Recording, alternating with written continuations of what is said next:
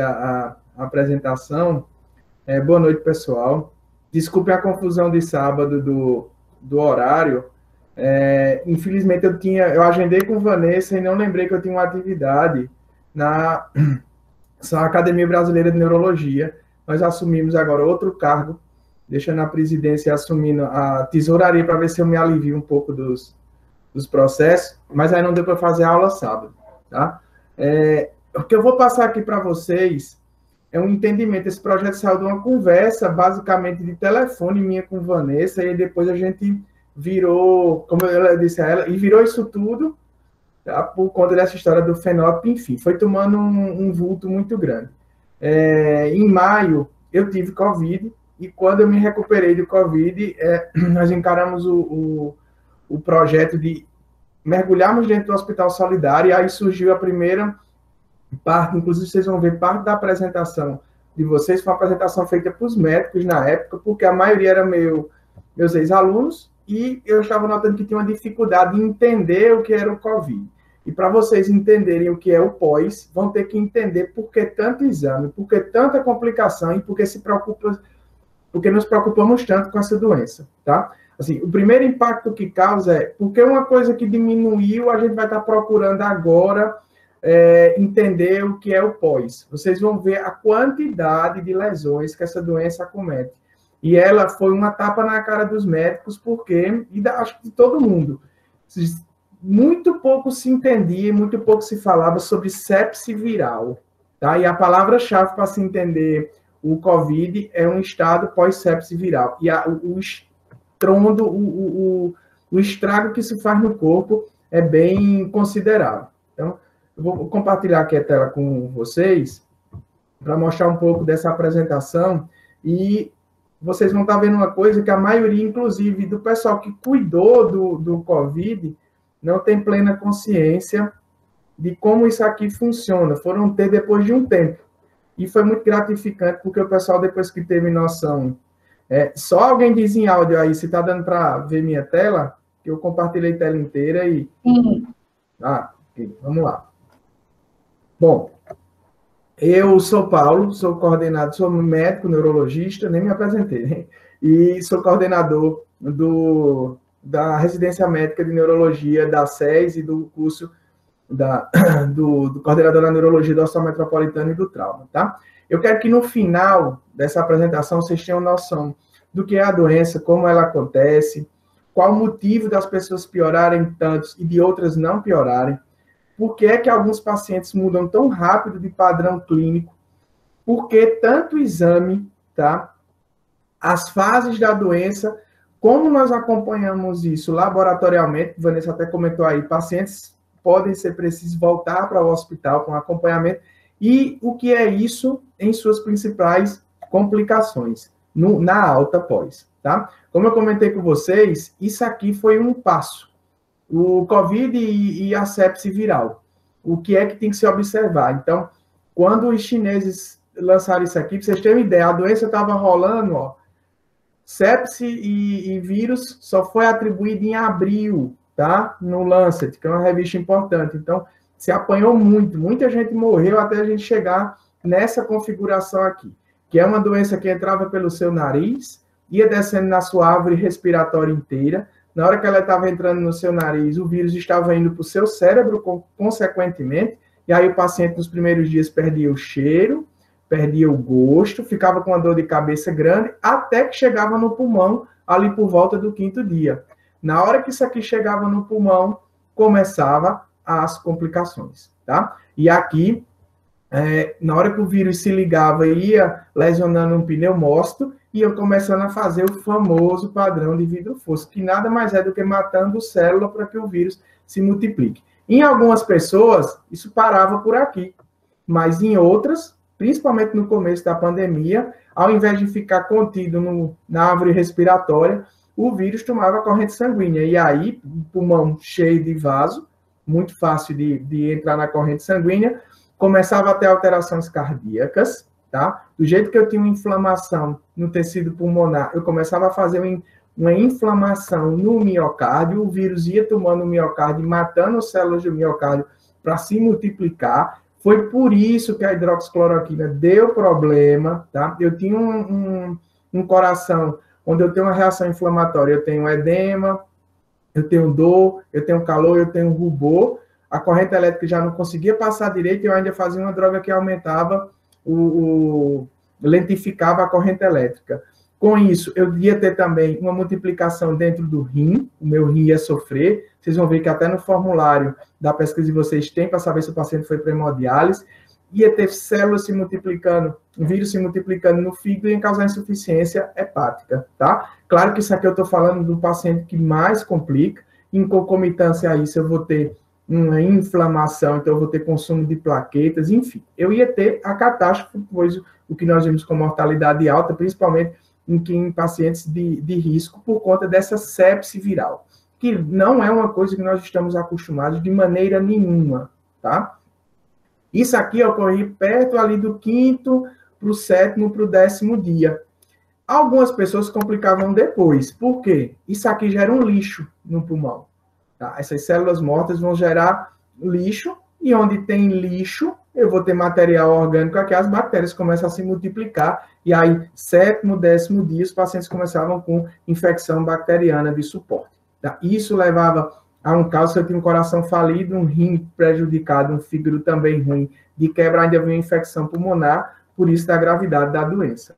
Tá? Aqui é só aquela explicação novamente, que isso aqui a gente ficou conhecendo em abril, e junto com isso aqui, vieram as autópsias que no início eram proibidas, mas começaram tinha que alguém fazer alguma coisa para estudar o que estava acontecendo a nível lá de célula, que isso vai pegar no que vocês vão ver como complicação do pós. Começaram a fazer estudo anatomopatológico, autópsias, e aí começaram a ver que era uma doença de microvaso, que era uma doença de reação inflamatória. Aqui tem lâmina de coração, tem lâmina de vaso, e aí começaram a ver que o problema estava na coagulação e na reação inflamatória, tá? Só ali para fevereiro, março, abril, que se começou a fazer as primeiras coisas, quando se começou aquela polêmica com a hidroxicloroquina, aqui para vocês terem noção, uma fibra estriada, onde você vai ver que eu tenho inflamação no miocárdio, por isso que a hidroxicloroquina teve aquela polêmica todinha, quem não entende ficava jogando para a galera no meio, aqui um pulmão com inflamação, enfim, tudo nós vamos ter inflamação. E aí veio como que eu resolvo esse problema. O pessoal lá da USP foi fazer o anátomo patológico, quando viu que estava formando, além da reação inflamatória, trombo, tá? Que é uma complicação que no pós vocês vão ver, que a maioria das complicações vem disso aqui, vem de formação de trombo. Alguém já deve ter escutado falar que teve alta lá da Unimed, ficou tomando Xarelto, ficou tomando anticoagulante na barriga durante não sei quantos dias, para prevenir isso aqui.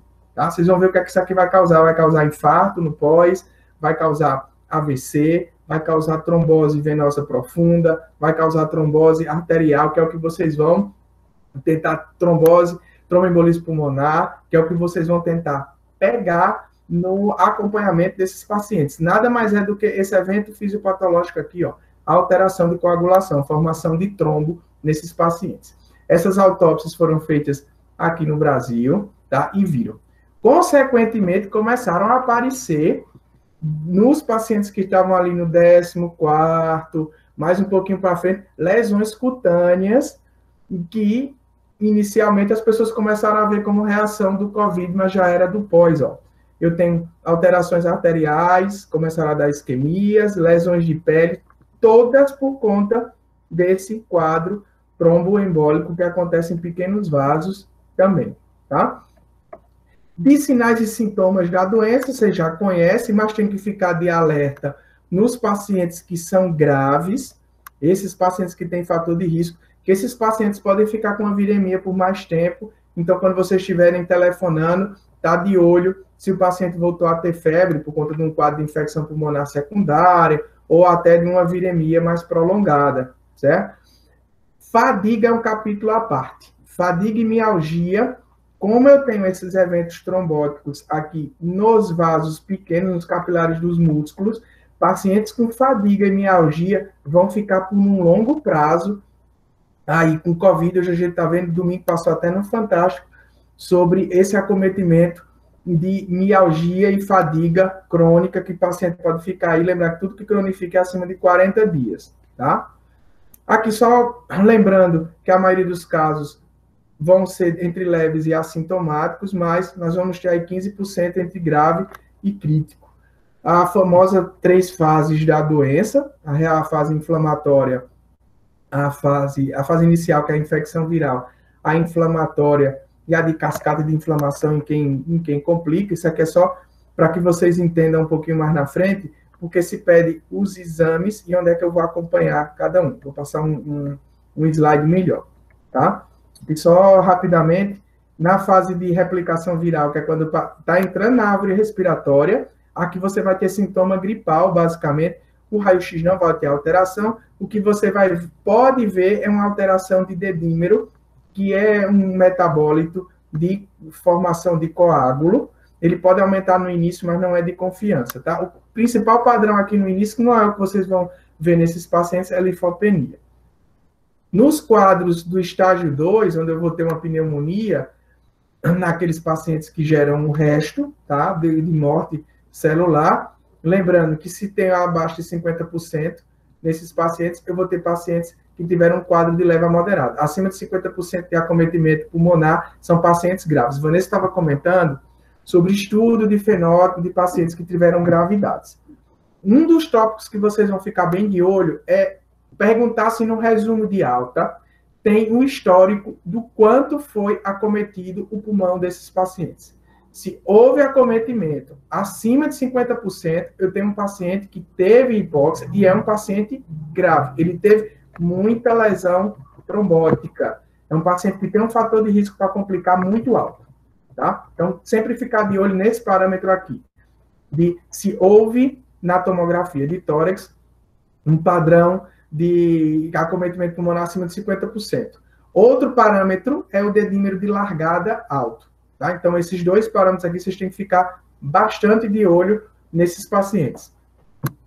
O resto é quem foi para a UTI. Quem foi para a UTI, geralmente, passou de 50% e teve esses marcadores inflamatórios, ou seja, teve uma pneumonia associada, um tromboembolismo, ou a sepse viral em si. A maioria que foi para UTI teve sepse viral. São pacientes potencialmente graves que vocês têm que ficar de olho, tá? Então, os 2 grupos que são de risco é paciente com acometimento pulmonar acima de 50%, e pacientes com dedímero de largada alto, e o grupo que foi para a UTI. Esses têm que ser com olho especial, tá?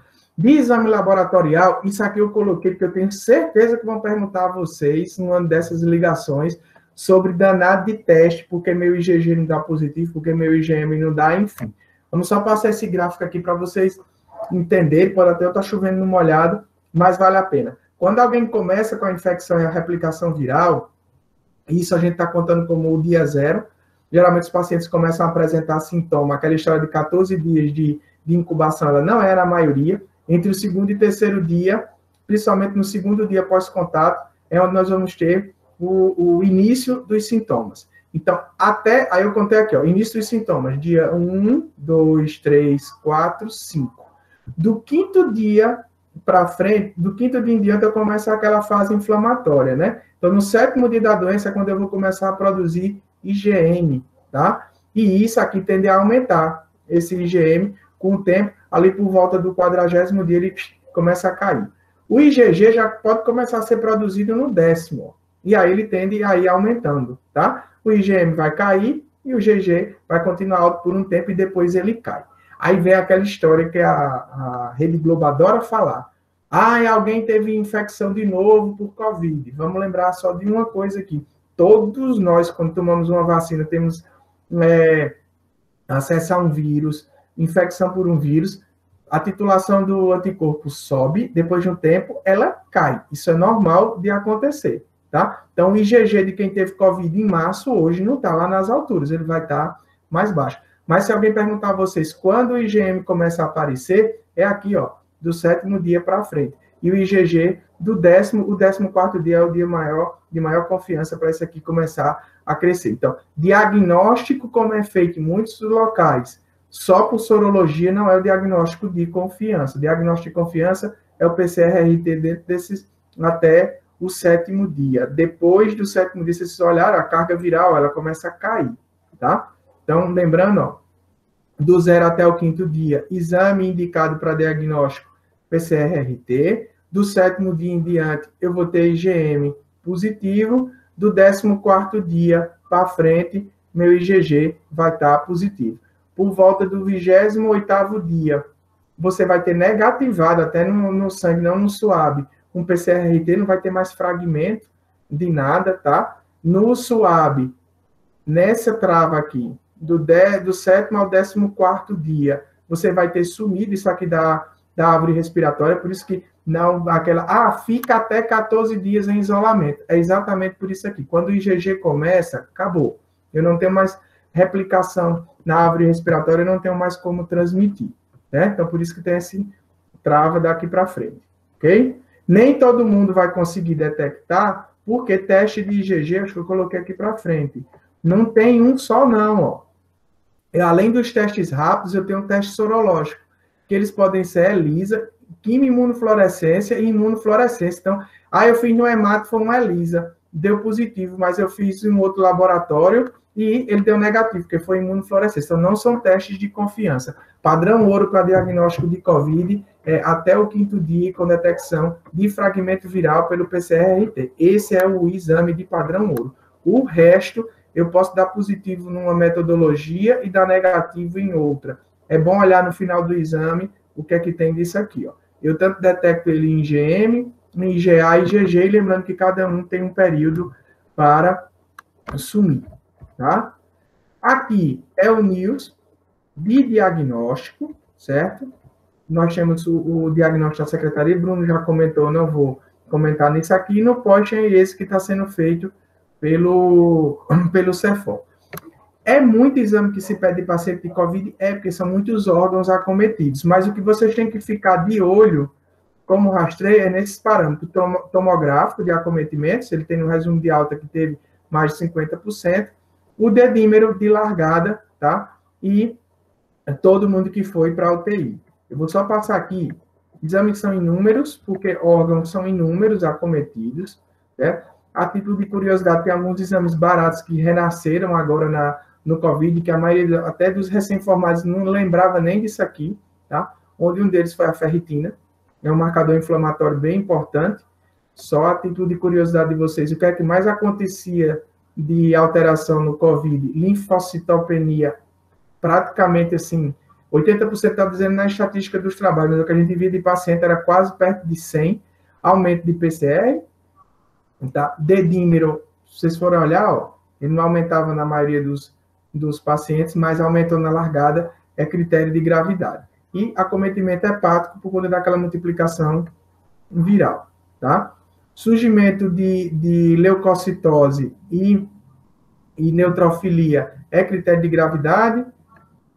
Aqui, só para comentar com vocês o que é a interpretação de cada um. Então, quando eu tenho linfocitopenia no paciente agudo ou que teve alta e que pode aparecer com isso aqui, eu tenho que dizer que meu corpo está falindo, ele não está tendo uma resposta imunológica adequada, tá? Se eu tenho trombocitopenia, eu estou consumindo plaquetas, se estou com plaqueta baixa, eu posso estar formando aqueles trombos, isso aqui é fator de complicação, tá? E o dedímero alto está me dizendo que se eu estou baixando plaqueta e aumentando o dedímero, eu estou formando coágulo. É um paciente que vai complicar para mim, tá? Para vocês terem uma ideia, os chineses, quando começaram, publicavam um artigo assim, faziam tudo que era exame, não sabiam o que olhar, e quando iam tratar também, saíam tratando com tudo, tá? A doença ela só foi ser entendida mesmo de maio para cá. E de complicações, o que é que eu vou ter?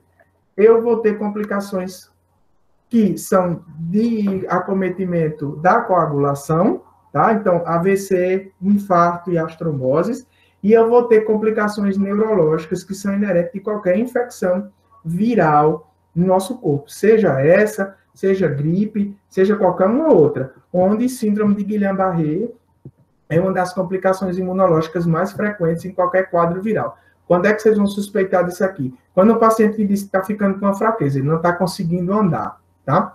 Acho que quem assistiu o Fantástico Domingo viu que eles bateram muito em cima dessas complicações neurológicas.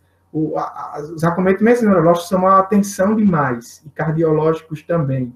Então, eles batem muito em cima disso aqui, mas fiquem vocês sabendo que o número não é alto. Se esperava um número maior por ser uma infecção que pegou muita gente. A gente não teve tanto caso de Guillain-Barré. Tá? No Metropolitano, nós tivemos internados desde maio para cá apenas 8 pacientes que tiveram Guillain-Barré, e nem desses 8 que tiveram, estou falando de um total de pacientes, 2 pacientes tiveram Covid e o terceiro essa semana estava lá, tá? Mas não foi uma doença, não foi uma complicação comum. Já a encefalite, como é que eu vou detectar uma encefalite? O paciente chega com confusão mental e crise convulsiva, certo? Como meningite também, eu escrevi até errado aqui. São pacientes, encefalite nós tivemos no curso agudo da doença, mas confusão mental acontece no pós, eu vou colocar aqui como sinal de alerta. Mielite, que aconteceu até na vacina, é uma perda das funções da medula, ou seja, se eu tiver uma mielite a nível de T10, por exemplo, vértebra 10, o paciente do umbigo para baixo, ele não sente nada, ele não mexe nada, ele não faz xixi, não faz cocô. Não foi uma coisa comum também na doença. Mas AVC e cefaleia pós-Covid, esses aqui tiveram muitos, principalmente cefaleia, é uma das complicações mais frequentes, tá? O que é que vocês vão procurar lá? Tem um quadro, eu vou até colocar aqui, compartilhar com vocês, quando vocês estiverem passando o formulário, onde foi que eu coloquei ele aqui? No formulário que foi feito para a pesquisa de vocês, tem os campos aqui. Se vocês verem, foi colocado data de internação e data de alta para saber o período que o paciente foi internado, ó, enfermaria, semi-intensiva e UTI, para todos aqueles critérios de gravidade vão estar entrando aqui, tá? Quem teve ventilação mecânica, geralmente foi paciente que foi grave, diálise também, vocês vão ver que a maioria foi paciente que teve sepse viral. Precisou de reanimação, aqui são alterações que geralmente pacientes que vão para terapia intensiva saem às vezes com necessidade de gastrostomia, de sondagem. Quem teve transfusão, seja sanguínea ou de plaquete, de alguma coisa, é paciente que teve complicação também, e úlcera de pressão, para nós vermos complicação de longa duração em internamento. Agora vamos para cá. Diagnóstico multiprofissional. O que é que vocês têm que anotar aqui dessa parte que eu estou falando agora? São esses fatores, eu vou passar essa apresentação depois para vocês. Complicações neurológicas. Como é que eu vou identificar alguma coisa? Paciente que está com confusão mental, está tendo alucinações, delirando, teve convulsão, perda súbita de força, perda súbita de sensibilidade, não está conseguindo fazer cocô e xixi normal, isso é sinal e sintoma de complicação neurológica. Isso tem que estar bem visto e anotado aqui. Teve um desses sinais, vocês vão me acionar, tá? Porque aí nós vamos ter que procurar onde é que está o problema, se tem uma das complicações mais comuns do pós-Covid, que é um AVC. E aí você pode ajudar o paciente à distância, até numa chamada de vídeo, fazendo essa escala, que se chama Escala de Avaliação de AVC de Cincinnati, onde cada item desse, são 3 itens, o último está aqui em cima, ó, o número 3, você está checando. Cada um marcado como alterado é uma chance de 33,3% do paciente ter um AVC. Então, se na hora de sorrir, o paciente fica com a boca torta, como eles costumam falar, se na hora de emparelhar os braços, falta força em um, ou na hora de falar qualquer palavra, como essa que está aqui, o Brasil é o país de futebol, essa palavra sai alterada, se o som sai com dificuldade, se tiver essas 3 alteradas, a chance de ele estar tendo um AVC é de 99,9%, tá? Essa escala é super prática, ela é usada pela avaliação pré-hospitalar do SAMU e ela pode ser orientada por telefone a ser feita até na frente de um espelho por um paciente que esteja acordado. E aí, como tinham comentado, a fala está diferente, ela pode estar embolada, você vai pensar no AVC. Uma fala de quem está cansado de uma doença pulmonar, ela é diferente, tá? Aqui só mostrando as diferenças, eu posso ter um AVC isquêmico, que é a maioria dos AVCs, que é uma obstrução, uma coagulação ou um trombo que sai lá alguém tem uma placa de gordura no pescoço, fez um pico hipertensivo, essa placa de escola entope aqui na frente. Ou um coágulo de sangue, como é o que acontece no COVID, tá? Daí essa parte do vaso que foi obstruída para frente não vai ter irrigação e o paciente vai perder as funções dessa área do cérebro. Ou um sangramento, que pode ser um sangramento de uma ruptura de um aneurisma, ou um sangramento de quem está com a plaqueta baixa e o vaso que está ali, ele vai colocar sangue para um tecido que não era comum ter uma irrigação daquela, uma quantidade de sangue daquele ali. Vai derramar sangue, por isso que o nome antigamente falado era derrame. Tá? Aqui só com o título de curiosidade, uma isquemia é isso aqui, e os dois tipos de AVCs hemorrágicos que nós temos, um sangramento intraparenquimatoso, isso aqui é de cultura de pequenos vasos dentro do cérebro, ou uma ruptura de um aneurisma cerebral que vai causar isso aqui. O que vocês precisam orientar os pacientes a detectarem são esses 3 alterações, tá? Alterações na simetria de face, alteração de força e na fala. Isso aqui dá para fazer por telefone, ok? E sempre lembrar, qualquer dúvida, ó, confusão mental, teve crise convulsiva, está alucinando, perda de força, de sensibilidade, de alteração esfincteriana, tem que ser acionado na mesma hora para que procure um serviço médico, né? Complicação cardiológica. O que é que nós temos de complicação cardiológica tão frequente? Do jeito que entope vaso aqui no cérebro, vai entupir vaso no coração. Então, infarto é uma complicação frequente. Nós esperávamos mais também, tá? Pode ser que aconteça mais para frente. Pericardite e miocardite, que são inflamações tanto do miocárdio como da capa que envolve o coração, também são frequentes, tá? Frequente quando a gente fala frequente no serviço como metropolitano, é porque aconteceram algumas vezes durante o pós-Covid, mas no mundo real, no pool de pacientes que nós temos no estado, não foi uma coisa tão comum. A arritmia cardíaca estava acontecendo com frequência, principalmente as taquiarritmias, aumento, aceleramento do coração, reação inflamatória, isso é comum de acontecer, o paciente tem a sensação que o coração está batendo mais rápido, mas na hora de febre isso é comum. Depois de um tempo, quando a infecção vai diminuindo, o corpo vai desinflamando, isso aqui tende a diminuir também, tá? Exacerbação de insuficiência cardíaca. Quem tem o coração crescido, quando está com a reação inflamatória dessa, tende a cansar mais. E o que vocês vão diferenciar de alguém que tem uma exacerbação de cansaço por uma doença pulmonar é que o paciente pulmonar não incha as pernas e o paciente cardíaco, ele faz edema em membro inferior. Vocês têm que questionar do paciente para ver a diferença, tá? Sintoma de infarto, além do clássico dor no tórax, vem palpitações, náusea, vômito, cansaço, palidez, falta de ar e sudorese fria. Do jeito que eu coloquei aqui esses sinais de alerta para neuro, eles ficam os sinais de alerta para cardio, tá? Como tá aqui, ó. Outros. Bradicardia ou taquicardia, frequência abaixo de 60, frequência acima de 100 sustentada, tá? Ritmo cardíaco irregular, que é isso aqui. O coração é feito para bater no mesmo ritmo, tum-tá, tum-tá. O paciente diz para você que o coração dele está dando uns intervalos. Então, isso aqui é ritmo cardíaco irregular, tem que procurar um socorro, tem que ir atrás de um hospital fazer um eletrocardiograma, né? Dor torácica persistente, dispneia aos esforços, tanto está lá no cardio como está aqui, mas edema em membro inferior, tanto está na pneumo como está aqui na cardio. Edema em membro inferior não é característica de alteração pulmonar, é de doença cardíaca, tá? Hipertensão sustentada ou hipotensão. Hipertensão é PA acima de 140/90 e hipertensão você vai ter abaixo de 100/60. Complicações vasculares, que essas aconteceram com bastante frequência, principalmente em mulheres mais jovens, tá? Principalmente trombose venosa profunda. Vou mostrar aqui a imagem para vocês o que é. Tromboembolismo pulmonar são coágulos em pulmão, que aí o paciente vai cursar com a dispneia mais intensa, e trombose arterial, que não é uma coisa tão rara, tá? Até porque o sangue na fase arterial ele circula com maior velocidade, não fica tanto tempo parado para causar trombose. Mas trombose venosa profunda, aqui só um esquema para vocês, quando o sangue vai voltando para o coração, ele tem as válvulas de retenção, tá?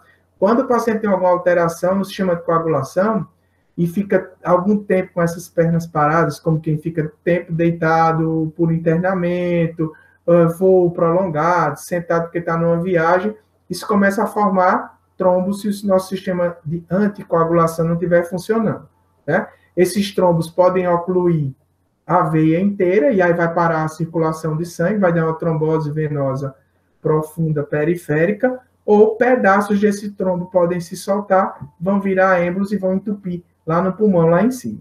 Tá? O que é que o paciente vai queixar para você? Ó? Isso aqui é uma imagem de um tromboembolismo. Minha perna começou a inchar, ficar vermelha e doer. Então ele vai ter a sensação, vai ver que a perna está inchada, vai ter dificuldade de locomoção, porque não vai ter circulação, o retorno do sangue venoso para o coração. Tá? As panturrilhas vão ficar mais grossas, ó. A panturrilha fica mais grossa, e se palpar ali, se apertar, dói muito, tá? A extremidade fica mais azulada e vermelha mais aqui na panturrilha, tá? Esses são os sinais de alerta para trombose venosa, certo? E aqui é uma trombose arterial. Isso aqui se viu, nós vimos isso com frequência em pacientes que internaram em UTI por Covid. Paciente com sepsis, em geral, já tem isso aqui. E vocês têm que ficar de olho nisso aqui, porque, ó, vocês estão, eu botei essa foto propositalmente, se está sem sangue aqui, entupiu, não está tendo circulação. Tecido que não tem circulação sanguínea normal, vai ficando mais escuro e vai necrosar, tá? Então, ter sempre cuidado com isso aqui em paciente, por isso que aquele alerta com paciente de UTI, ó. Certo? Pacientes que agravam, tá de vermelho aqui. Opa! Pacientes que foram para UTI são potenciais para ter esse tipo de complicação aqui. Então, tem que ficar de olho. Não sei se esse sistema vai permitir foto, às vezes, mas se vocês olharem, complicação de necrose de membro inferior, de extremidade, é muito importante. E acontece em extremidade superior também, não tão frequente, mas em membro inferior é mais frequente de acontecer. Certo? Bom, pessoal, era isso aqui que eu tinha para falar. Eu vou deixar isso aqui para vocês depois, como os fatores como material para apoio, mas lembrando que aqui está um espaço para deixar isso aqui de exames complementares que foram realizados, são aqueles pontos que nós tínhamos comentado, tá? Ver a tomografia, qual foi o acometimento que teve, quantos por cento, dedímero de largada, se teve alteração de plaqueta. Isso tem que ficar bem delimitado para saber se esse paciente tem um fator de complicação ou não. Na alta, ver se aquele paciente saiu como um quadro de cura ou só de melhora. Isso é anotado no boletim de alta. E quais foram as medicações passadas?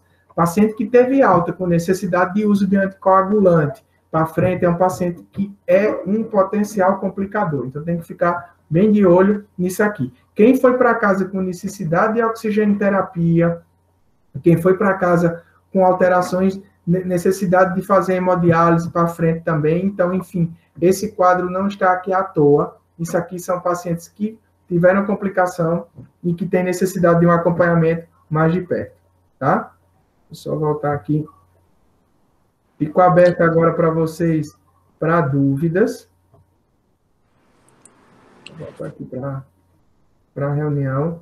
E quando a Vanessa soltar a linha quente aí, vamos ficar de olho nesses sinais de alerta, tá? Vou deixar isso tanto no material, como depois a gente pode fazer uma explicação porque cada sinal de alerta desse está colocado como ponto e porque eles não ficaram de marcar, eles ficaram como observação para vocês.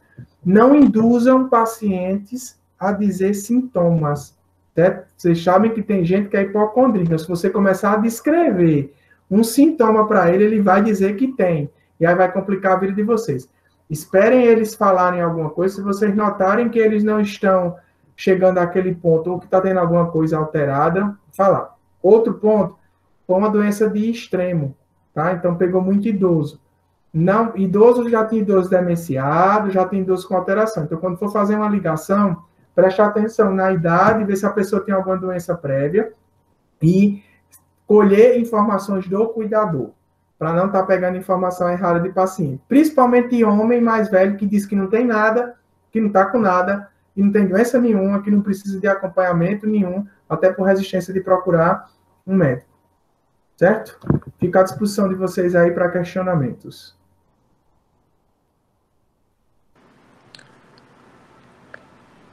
Boa noite, doutor Paulo. Boa Aqui é noite. Afonso falando.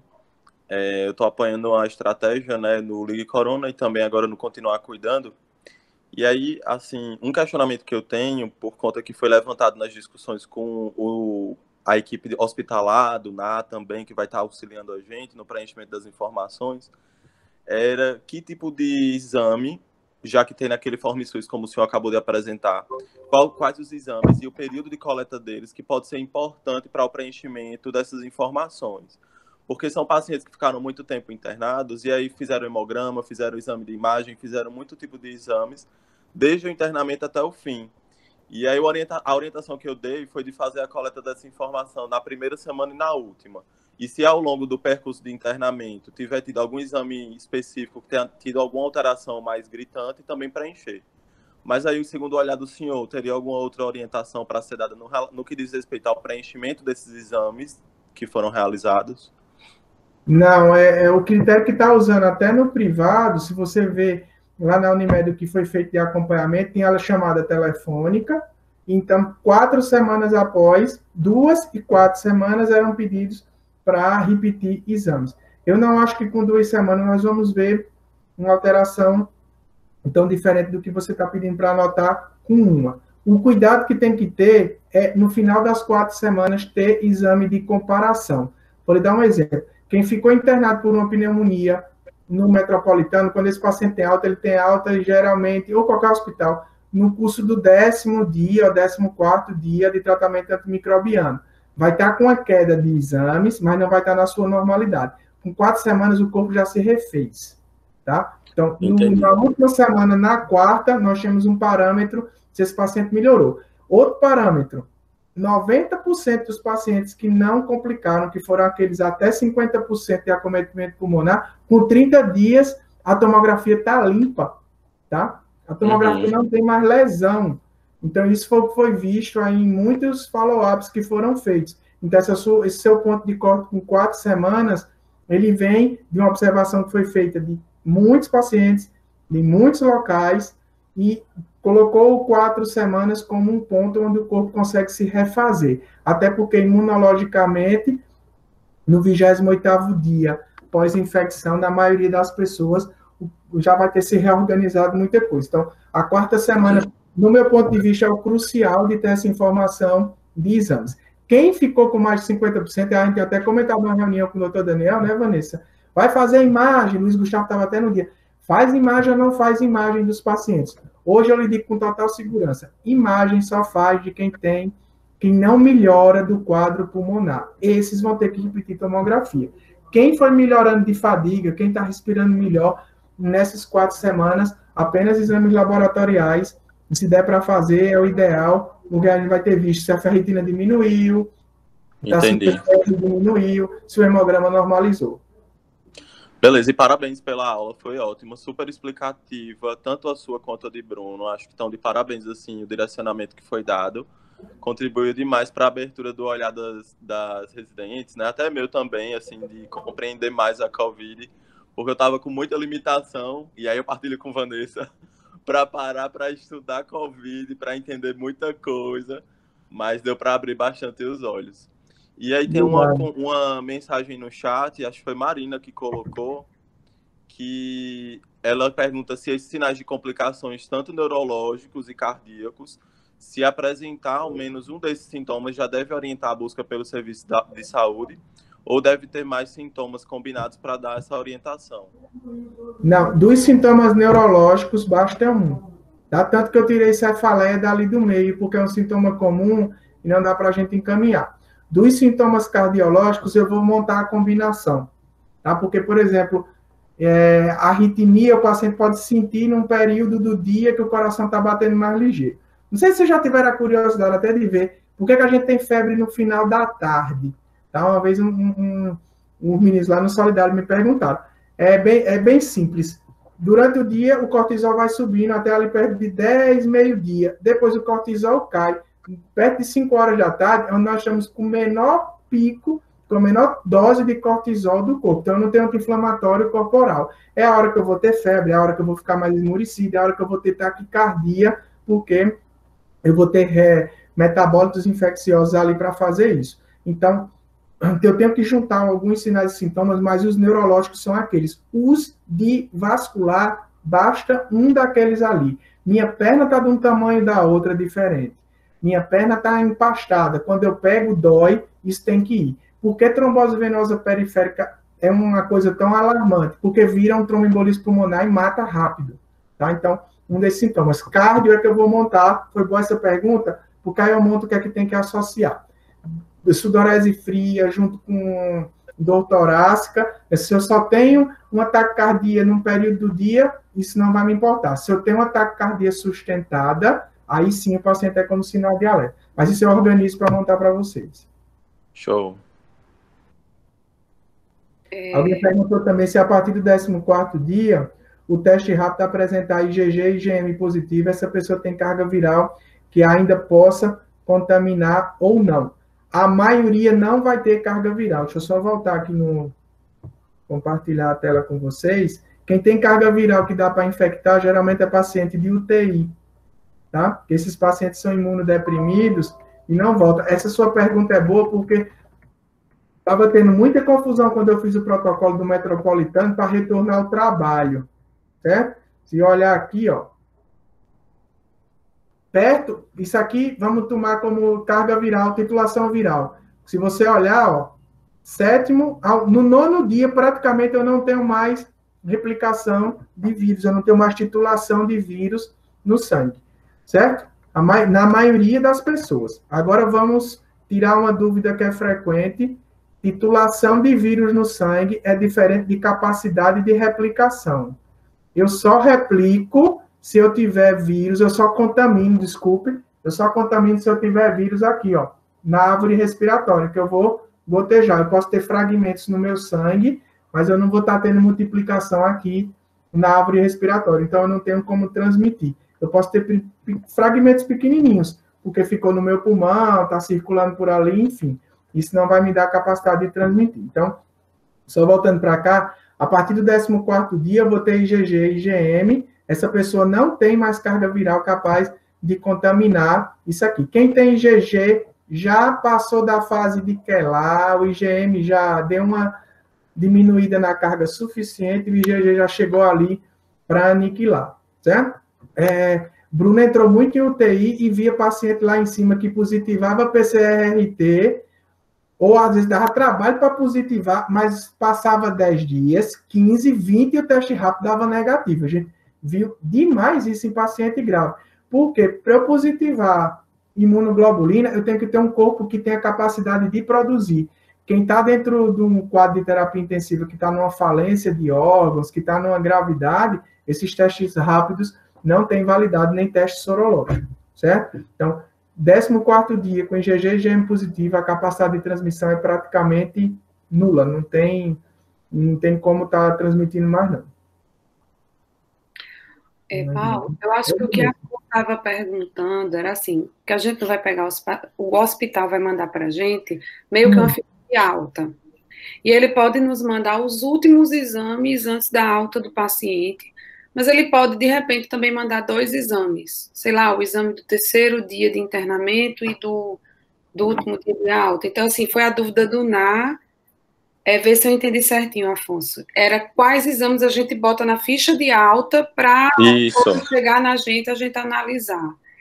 Esse papel que tu coloca de solicitação de exame na 4ª semana é aquele momento que a gente vai discutir ainda, entendeu? Que os hospitais já estão alinhados, e que a gente vai, de repente, ver esses pacientes, como tu coloca, um pouquinho mais severos para a gente coletar, ou vai coletar todo mundo? Ainda estamos nesse detalhe, mas isso no decorrer dessas 2 semanas a gente conseguiria fechar com o gabinete. O problema está sendo agora, que a gente está pedindo para os hospitais alimentarem essas altas e mandar para a gente. Quais exames seriam mais interessantes da gente analisar? O da alta... Largada e saída, entrada e saída. Vou lhe dizer o porquê. Isso. Quem interna tem critério de gravidade, tá? Deixa eu só voltar aqui no slide Eu não vou internar todo mundo, eu vou internar quem é de médio para frente. Ó. Então, eu tenho que confirmar se quem internou pelo critério certo. Aqui, ó. Quem é que eu vou internar? Quem está aqui. Tá? Eu vou internar em enfermaria esse perfil de paciente do lado esquerdo da linha pontilhada e eu vou internar em UTI, alguns ficam em enfermaria desse lado aqui. Tá? Então, quem tem acometimento pulmonar, eu acho que tomografia nem tem que colocar de todo mundo, até porque quem internou em enfermaria fez, do Pombal a João Pessoa fez, e a saturação foi colocada, certo? Uhum. Em exames laboratoriais, o que tem que procurar? Na chegada, hemograma, dedímero, DHL. Isso aqui é primordial para colocar, junto com PCR e ferritina. Acho que isso aqui é o básico do básico. Se vocês quiserem ser super criteriosos, todos os pacientes vão ter isso aqui, ó. Tá? Qual era o padrão da SES? E aí seguiam em todos, pelo menos era para seguir. Repetir esse exame, se eu coloquei aqui, a cada 2 dias, tá? Quem entrava numa enfermaria que tinha perfil laranja ou vermelho, fazia tudo isso.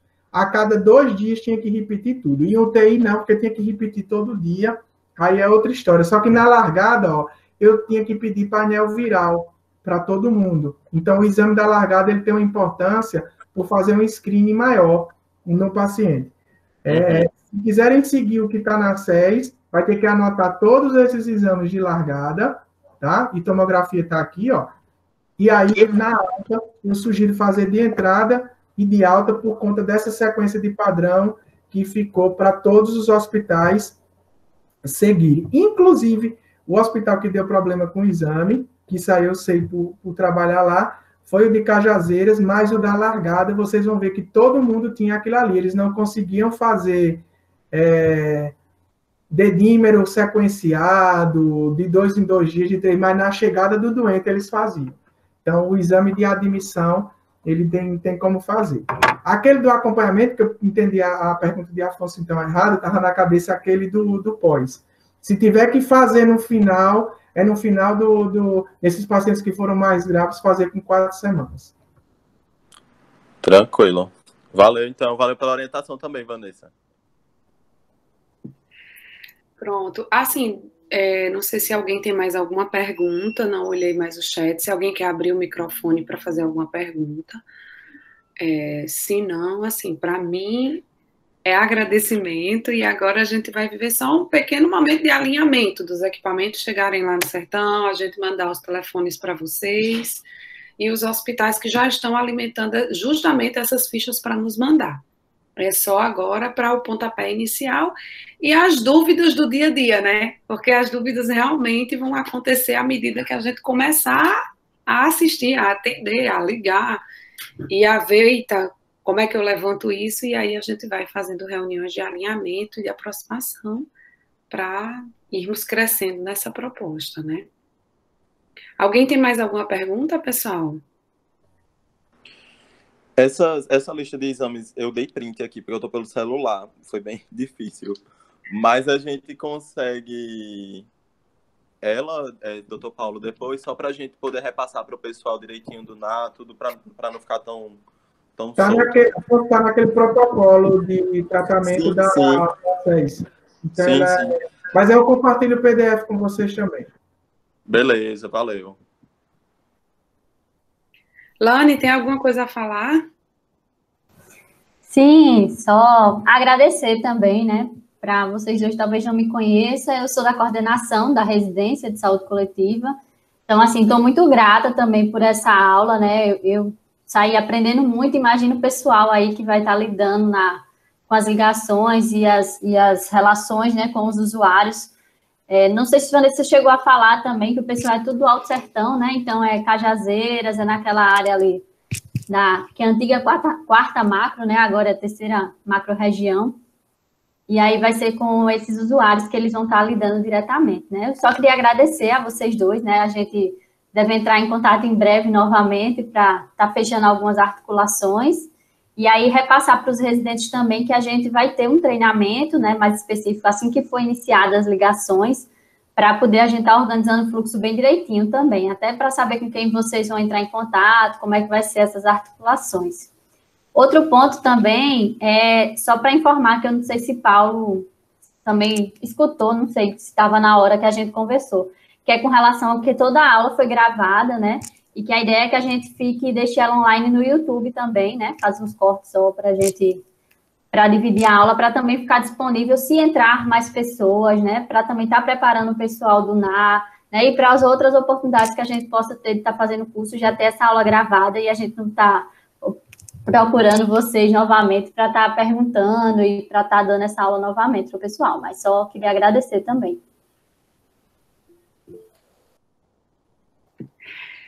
Obrigada, Lani. E para a gente, né? Vamos assistir de novo a aula. Fiquei com dúvida. Eita, deixa eu ver isso aqui de novo. Aí vamos ver de novo. Acho que nessa lógica. Excelente fala, Lani. Muito obrigada. Eu até falei aqui no privado, tu tá bem, mulher? Tá com a carinha assim, é cansaço, é? Tudo bem. Gente, obrigada mais uma vez. Bruno, doutor Paulo, todos os residentes, Afonso, Ademilson, que estava aqui, precisou sair, que faz parte dessa equipe de coordenação também do projeto junto com a Islane. Muito, muito obrigada, pessoal. Com essa aula, assim, a gente meio que está dando início mesmo ao projeto, e com a reunião anterior com os hospitais, né, Afonso? Isso.